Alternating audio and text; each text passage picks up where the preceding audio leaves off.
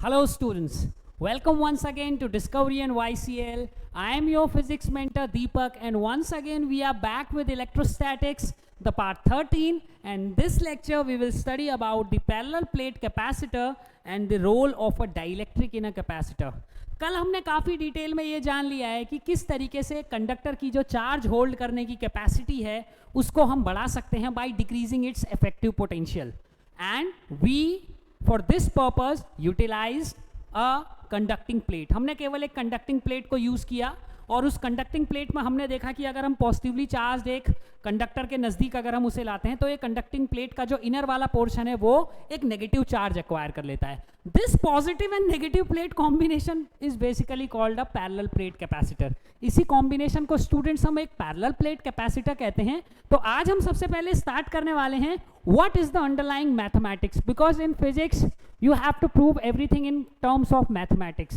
Physics has a language which is called mathematics. So हमें किसी equation की form में, किसी फॉर्मूला की फॉर्म में दिखाना बहुत ज़्यादा ज़रूरी है, because it strengthens our concept. वह हमारे कंसेप्ट में और जान डाल देती है मैथमेटिक्स. तो आज हम सबसे पहले स्टार्ट करने वाले हैं पैरेलल प्लेट कैपेसिटर की mathematics. Very beautiful mathematics I will say.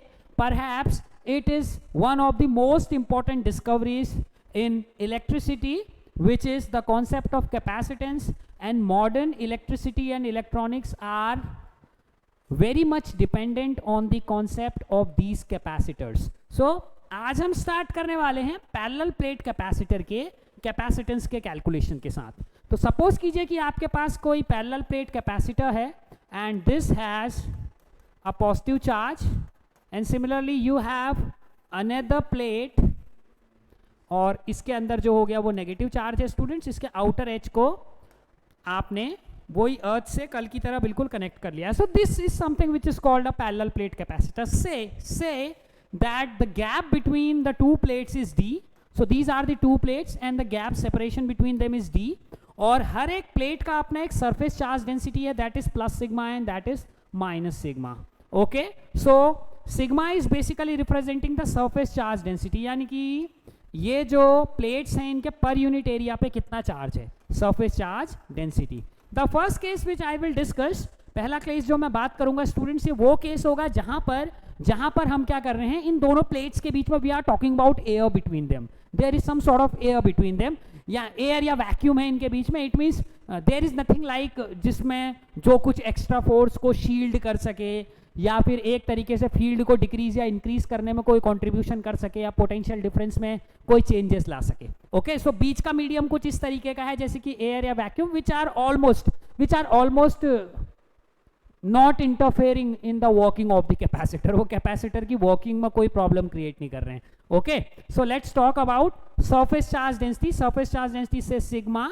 तो अगर इस प्लेट पे चार्ज क्यू है स्टूडेंट्स, इस प्लेट पे चार्ज माइनस क्यू है और इस प्लेट का एरिया ए है, this plate has the same area A. So this combination is basically called a parallel plate capacitor. This plate has an inner surface with a charge plus Q and this plate has an inner surface with a charge minus Q. इसके बाहर students एक positive charge induce हो गया था जो कि उसका positive potential जो है वो ट्रैवल करके अर्थ में चला गया, because positive charge always travels from a higher potential to a lower potential. So earth itself is working like a reference point of 0 volts. So that's why the charge immediately drains to the earth. वो drain होके earth में चला जाता है. Now moving on to the next thing. The surface charge density is sigma. So sigma can also be defined as Q upon A, charge divided by the area of the plate. So हम इसको इस form में भी लिख सकते हैं. अब देखिए स्टूडेंट्स कि हम ये जानते हैं कि इस तरीके का अगर हमारे पास कोई कॉम्बिनेशन है स्टूडेंट्स, एक पॉजिटिव और एक नेगेटिव चार्ज कॉम्बिनेशन का, then there will obviously an electric field which will be directed from the positive charge to the negative charge. सीधी बात है. पॉजिटिव से फील्ड लाइंस एग्जिट करती हैं, जो हमारी लेक्चर सीरीज में हम लोगों ने पहले भी एक्सप्लेन किया है. Positive charges are basically representing the sources of field lines and similarly negative charge is representing a sink of field lines. So इस पॉजिटिव चार्ज से इधर की ओर को फील्ड लाइंस निकलती है जो नेगेटिव वाली प्लेट की ओर को डायरेक्टेड रहती हैं. सो this is basically representing the direction of electric field, okay, between the two plates, a positively charge plate and a negatively charge plate. So the electric field between two oppositely charge plates is basically given by two oppositely charge plates के बीच में students हमने Gauss theorem से in the lecture in the live lecture we have calculated the electric field between two oppositely charged plates and that is given by sigma upon epsilon naught. तो electric field जो दो oppositely और equal charge plates के बीच में होता है that is sigma upon epsilon naught and this thing can be written as Q upon epsilon naught A once I feed the value of this sigma. इस sigma की value को तुरंत आप क्यू बाई ए फीड कर लीजिए. That is a very simple substitution. So this will be the electric field between the two plates. Now moving on to the next thing, as we have learnt in potential that every electrical field can be expressed as the gradient of the potential. So what you can see, अगर इन दोनों plates के बीच में potential difference V हो और इनके बीच में गैप D है, so what will be the potential gradient? The potential difference divided by the distance gap, divided by the separation basically. So V is the potential difference between the two plates and D is the gap between them. तो ये हो गया students potential gradient. At this moment I have not taken the negative sign. Negative sign basically ये represent करता है कि भाई जो हमारा इलेक्ट्रिक फील्ड है वो बेसिकली हाई पोटेंशियल से लो पोटेंशियल पॉइंट की ओर को डायरेक्टेड रहता है. सो in this case I am concerned with the numerical value only, that's why I haven't taken the negative sign. Okay, अभी मैं न्यूमेरिकल वैल्यू के साथ कंसर्न हूं तो मैंने नेगेटिव साइन नहीं लिया है. वैसे तो उसको minus delta we upon delta R लिखते हैं. डेल्टा वी यानी कि जो पोटेंशियल डिफरेंस है या पोटेंशियल चेंज है उसको मैंने वी से रिप्रेजेंट कर लिया है और जो गैप है उसको मैंने डी से रिप्रेजेंट किया है दोनों प्लेट्स के बीच में. So now this is the electrical field. So what we can do, we can write V is equal to E into D और हम यहां पर क्या करेंगे अपने E की वैल्यू सब्सटीट्यूट कर लेंगे. So this can be written as Q D over epsilon naught A. So this will be the value of the potential difference between the plates. Or what I can say that how much potential is extra in the positively charged plate in comparison to the negatively charged plate. Negative charge plate के comparison में positive charge plate के बीच में potential का कितना difference है उसको कौन represent कर रहा है, V represent कर रहा है. So यही वो potential है बच्चों जो कि आपने क्या किया है, चार्ज को स्टोर करने में खर्च किया ओवरऑल. ओके वैसे तो अगर आप पॉजिटिव चार्ज प्लेट लेते तो आप उसमें V पोटेंशियल खर्च करते. आपने एक नेगेटिव चार्ज प्लेट को करके लेके क्या किया, कुछ पोटेंशियल उसमें से इफेक्टिव वैल्यू को कम कर दिया एक नेगेटिव पोटेंशियल कंट्रीब्यूट करवा के.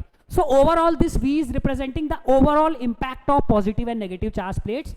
दोनों को यूज करने के बाद हमें टोटल कितना पोटेंशियल यूज करना पड़ा चार्ज स्टोर करने के लिए उसको V रिप्रेजेंट कर रहा है. Always remember that.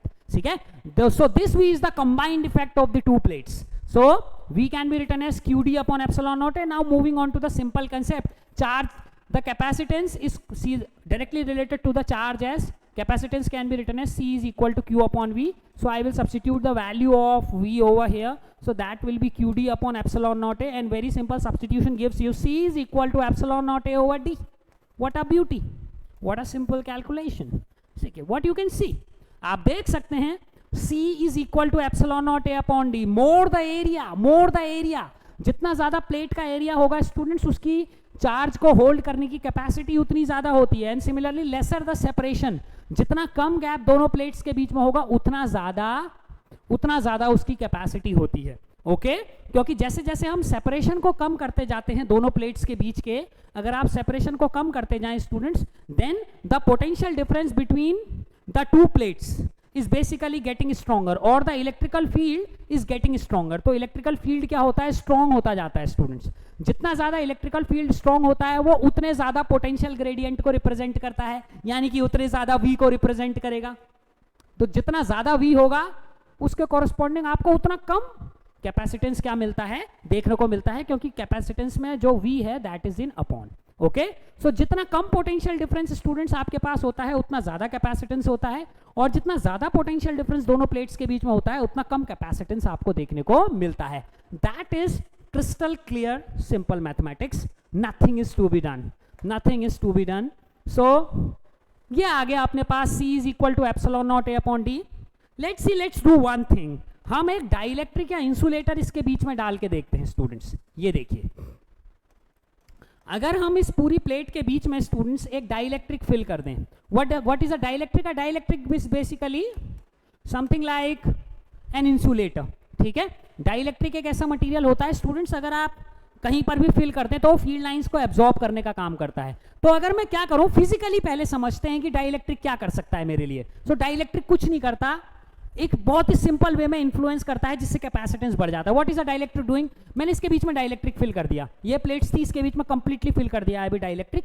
सपोज कीजिए कि उसकी डाइलेक्ट्रिक कांस्टेंट के है. सो अभी तक जो आप कैपेसिटेंस ले रहे थे जब तक एयर थी तो एप्सिलॉन नॉट ए अपॉन डी यूज कर रहे हो. व्हाट हैपेंस कि ये एप्सिलॉन नॉट इसलिए यूज किया जाता है क्योंकि आप जो इलेक्ट्रिकल फील्ड है उसको एयर में चेक कर रहे हो. What is the electrical field in air? जैसे ही आप इसमें मीडियम डालोगे वो इलेक्ट्रिक फील्ड लाइंस को एब्जॉर्ब करना शुरू कर देगा, because every medium is always more dense in comparison to vacuum और एयर. एयर के या वैक्यूम के कंपैरिजन में वो ज्यादा डेंस होता है. ज्यादा डेंस है इसका मतलब उसकी फील्ड लाइंस को एब्जॉर्ब करने की जो टेंडेंसी है that is more than vacuum और air. So it means that C is equal to epsilon naught A upon D. You have to worry about nothing. Literally you have to worry about nothing. Look at this beauty. Only the value of epsilon naught is tuned. Epsilon naught की value तुरंत tune हो जाती है. आप देखिए epsilon not तो केवल तभी यूज किया जाता है जब दोनों जिस भी सिस्टम में आप फील्ड लाइंस को या फोर्स को चेक कर रहे हो वहां पर एयर हो. लेकिन यहां पर देखिए आपने कोई डाइलेक्ट्रिक मीडियम को इंसुलेटर डाल दिया. सो इंसुलेटर क्या कर रहा है? फील्ड लाइंस को एब्जॉर्ब करने का काम कर रहा है. फील्ड लाइंस को अगर वो एब्जॉर्ब करेगा तो परमिटिविटी ये बदल जाएगी. सो नई परमिटिविटी क्या होगी? एप्सिलॉन ए अपॉन डी होगा नया formula, because you can't use epsilon not now. ठीक है, और आप जानते हो कि एप्सिलॉन अपॉन एप्सिलॉन नॉट को आप के भी लिखते हैं. The definition of dielectric constant which I explained in the first lecture 6 months ago. So this is the dielectric constant, and dielectric constant is something which is always greater than 1. And look at the substitution. Now you will enjoy it. K epsilon naught. So epsilon can be written as K epsilon naught. So the new capacitance comes out to be C dash. Say I am representing it by C dash. So it can be written as K epsilon naught A upon D.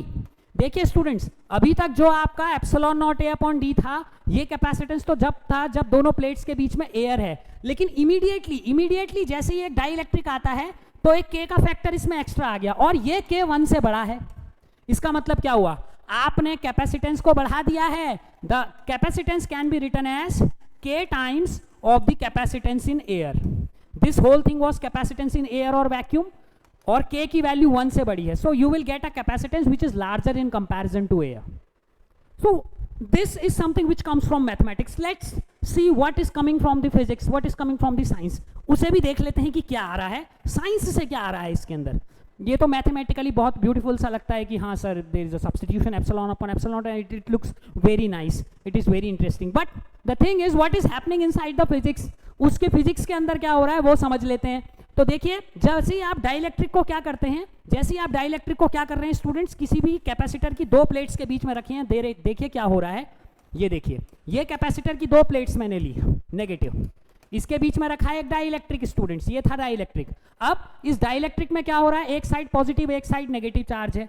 तो basically क्या होगा, इस dielectric के जो molecules हैं वो polarise होना शुरू करते हैं. जो ओरिजिनल इलेक्ट्रिक फील्ड है, जो प्लेट्स का इलेक्ट्रिक फील्ड है स्टूडेंट्स, वो इस डायरेक्शन में है. और जब इसके अंदर पोलराइजेशन होना शुरू होगा, यानी कि इसके मॉलिक्यूल्स के जो पॉजिटिव चार्जेस होंगे, पॉजिटिव आयंस होंगे, उनको एक डायरेक्शन में फोर्स महसूस होगा, इलेक्ट्रॉन्स को दूसरे डायरेक्शन में फोर्स महसूस होगा. इलेक्ट्रॉन ऑब्वियसली पॉजिटिव चार्जेस की ओर को क्या होंगे, इनमें इलेक्ट्रॉन सेटल होना शुरू हो जाएंगे स्टूडेंट्स. इलेक्ट्रॉन यहाँ को सेटल होना शुरू हो जाएंगे और जो पॉजिटिव आयंस है वो इसी साइड में रह जाएंगे. तो यहाँ पर जितने भी हैं स्टूडेंट्स वो पॉजिटिव आयन है. And look at the physics now, there is no need of mathematics. Look at the physics. Positive से नेगेटिव की ओर को ये अपना खुद का एक फील्ड कंट्रीब्यूट करता है. ओके, सो ओरिजिनल फील्ड जो प्लेट्स के बीच में था that was from left to right, और जो फील्ड इसके अंदर इंड्यूस हो गया है, जो इसका अपना खुद का फील्ड डेवलप हो गया है, ये क्या है? राइट साइड से लेफ्ट साइड की ओर को है. तो आप ये देख रहे हैं कि ये फील्ड इसको अपोज कर रहा.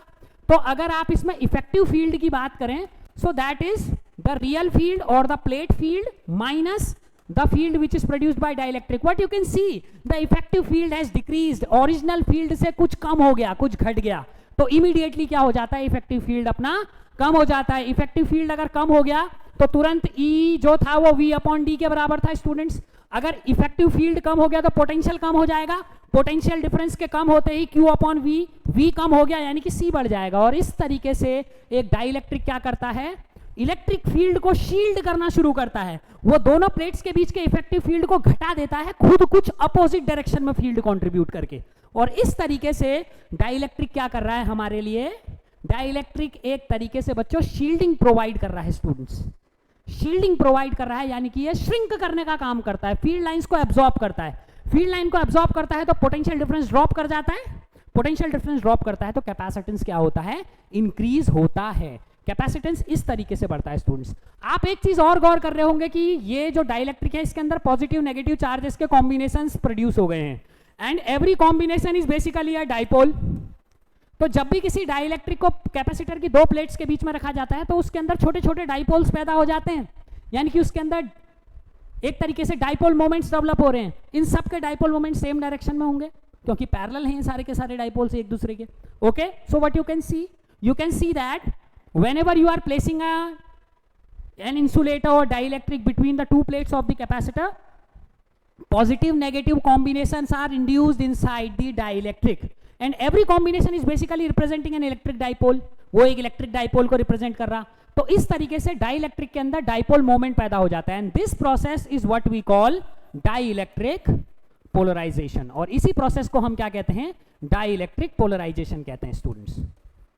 सो that was something which was all for today's lecture। आज के लेक्चर में हमने समझ लिया है that what is the principle of a parallel plate capacitor and what is the mathematical foundation behind a parallel plate capacitor। Physically और mathematically दोनों तरीके से एक इंसुलेटर या डाइलेक्ट्रिक किस तरीके से कैपेसिटर के कैपेसिटेंस को बढ़ाने का काम करता है। So if you like this video, subscribe our channel, share it with your friends and press the notification button for latest updates. Stay safe, stay healthy, and keep tuning, keep watching Discovery NYCL. Thank you.